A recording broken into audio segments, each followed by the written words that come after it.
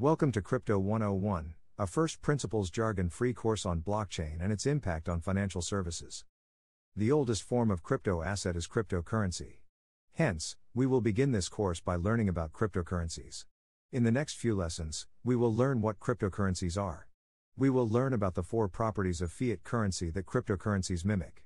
We will conclude the lesson with a deep dive on one of the 4 properties, namely, segregated accounts. While our frame of reference for the discussion will be Bitcoin, the fundamental concepts we will learn apply to all crypto assets, including other cryptocurrencies. Cryptocurrencies are crypto assets that are designed to mimic the property of currency. Examples of cryptocurrencies include Bitcoin and Ether. Since Bitcoin is one of the oldest and most well-known cryptocurrencies, we will learn the underlying concepts behind cryptocurrencies, using Bitcoin as an example. We will separate our understanding of cryptocurrencies in 2 dimensions. The first dimension relates to how they mimic the functionality of fiat money. Imagine them to be digital versions of monopoly money without any relevance in the real world. The second dimension relates to their source of economic value. Why should they have any real-world economic value? Trying to understand the second dimension prematurely makes it difficult to understand the first dimension. Hence, we will begin our learning journey by focusing on the first dimension. We just said that cryptocurrencies are digital tokens that are designed to mimic the property of fiat money. Next, we will list the properties of fiat money that need to be mimicked. There are 4 functional properties of fiat money that cryptocurrency must mimic. Next, we will look at each one. The first property of fiat money is that they are held in accounts. The accounts are usually provided by banks. Each such account has a unique identifier. The property of account security means that only authorized users can pay from a bank account. The security of the money in the bank account is ensured through knowledge of authenticating information like usernames, passwords, and PINs. Fiat money is transferable. This means that money can be transferred from one bank account to another even when the accounts are not with the same bank. This is similar to how we can call each other even when we don't use the same cell phone provider. Another functional property of fiat money is the inability to double spend it. Double spending refers to spending the same unit of money multiple times. If you have $50 in your bank account, you cannot pay the same $50 to multiple people. In this lesson and the next few lessons, we will learn how functional properties of fiat money are recreated in cryptocurrencies.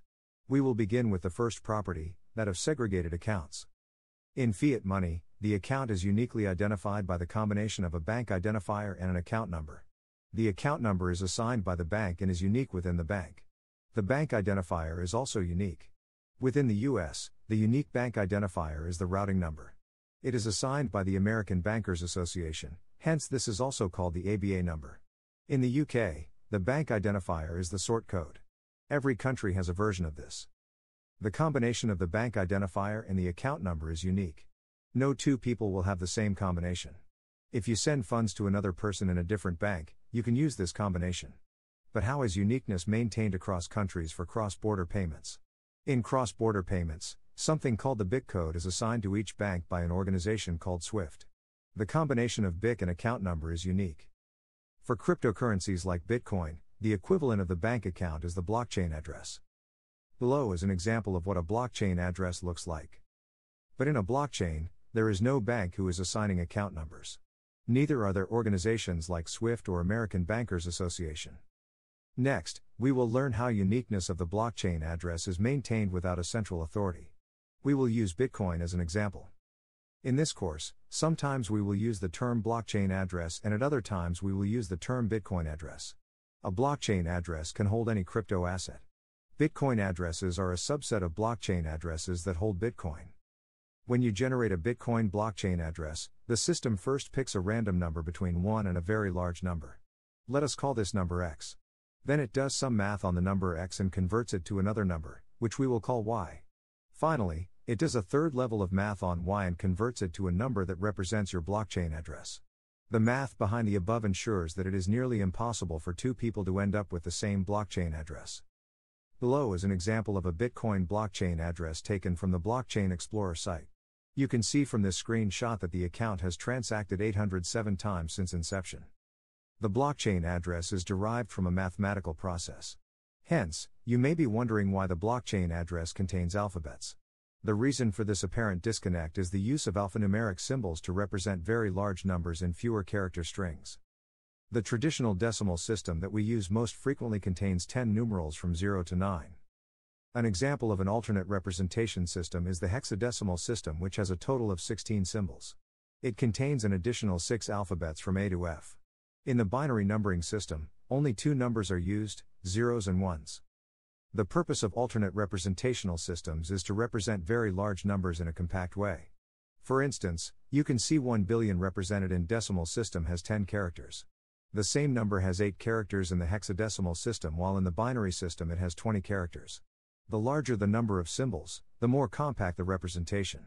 Bitcoin uses something called the base 58, which has 58 symbols including numbers, uppercase characters, lowercase characters and special characters. 1 billion represented in base 58 only has 6 characters. We don't need to get bogged down by the math. All we need to know is that the blockchain address is a number which is represented in a compact alphanumeric form. We have said that the Bitcoin address is analogous to bank accounts. However, there is an important difference between how they are issued. Next, we will learn how the issuance process is different. Consider Tom, Mary, and Jane. They apply online for a bank account. The account numbers are issued by the systems of a bank. The bank systems ensure that no 2 individuals are assigned the same bank account number. In the Bitcoin issuance process, there is no bank. Tom, Mary and Jane can use software installed on their computer to generate a Bitcoin address. There is no central party issuing Bitcoin addresses. Hence, it is perhaps more apt to use the term account generation rather than issuance. The use of the term issuance can mislead us into believing that there is an issuer. Bitcoin address generation is a self-serve process facilitated by software. There is no need to be connected to the internet to generate Bitcoin addresses. It can be locally done on one's computer using software that can execute the underlying Bitcoin math. The underlying mathematics ensures that the same Bitcoin address will not be generated twice. The Bitcoin address itself is not recorded in the blockchain network.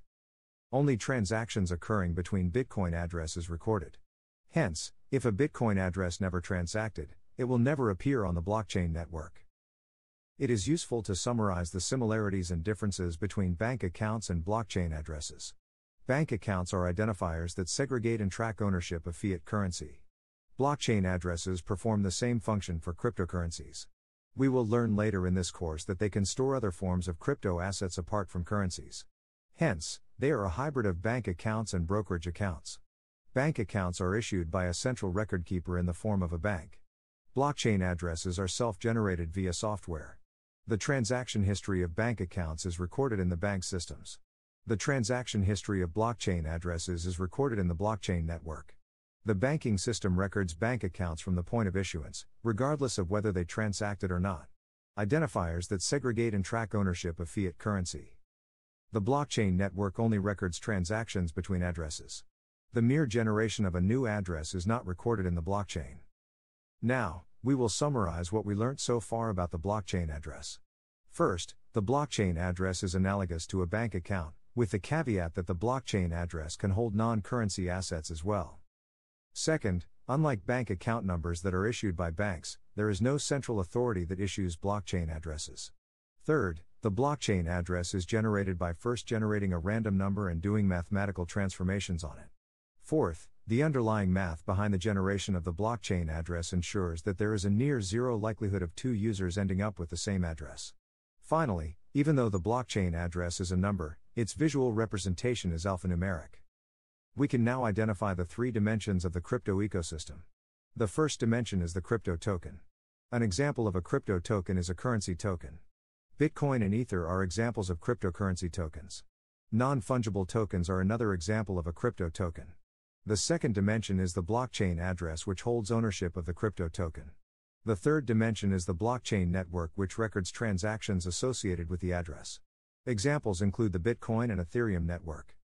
Some networks like Bitcoin can only support currency tokens, while Ethereum can support other types of tokens as well. These 3 dimensions form the foundation of the crypto ecosystem, not just cryptocurrencies. At this point, we can distinguish between the token and the blockchain network on which the token resides. The token, as per our definition, is the digital symbol that is ascribed economic value by token holders. The blockchain network is a network of connected computers that store data in a duplicative manner and runs a software specific to that network. In some cases, the token and the network have different names. For instance, Ether is a currency token and it resides on the Ethereum network. However, in other cases, the token and the network names are used interchangeably. For instance, people may use the term Bitcoin to refer to the currency as well as the Bitcoin network. Sometimes, to avoid confusion, people use the abbreviation BTC to refer to the token. As we wrap up this lesson, it is helpful to acknowledge a question that might have arisen in your mind, which we have not answered. The question is, what is the real-life mechanism by which people acquire Bitcoin addresses? We alluded to a software program by which people can generate Bitcoin address for themselves. But what do people actually do? We will cover the answer to this question later in this course when we cover crypto wallets. So far, we have the equivalent of a bank account in the form of a blockchain address. But with bank accounts, we have usernames, passwords, PINs, card expiry date, and a host of other authentication mechanisms issued by a bank. How does this work with Bitcoin without the presence of an issuing authority? We will answer this question in the next lesson. Review the summing up section of this lesson before proceeding to the next.